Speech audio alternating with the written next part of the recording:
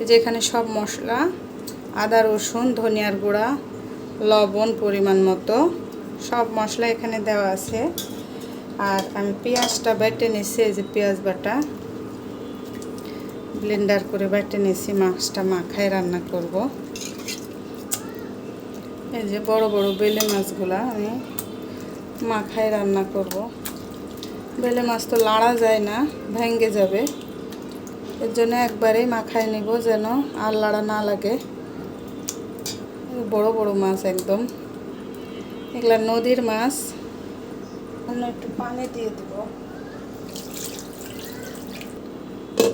রেখে দিলাম।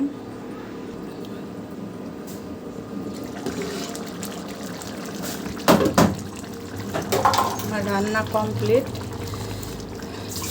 দেখছেন রান্না কমপ্লিট হয়ে গেছে। মাছ তো লাড়া যাবে না, লবণ হয়েছে নাকি একটু দেখি।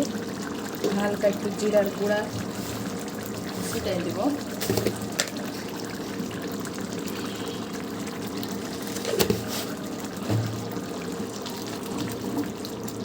আমার রান্না কমপ্লিট।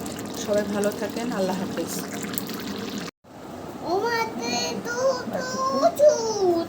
বাটিতে তুলছি, ফাইনাল।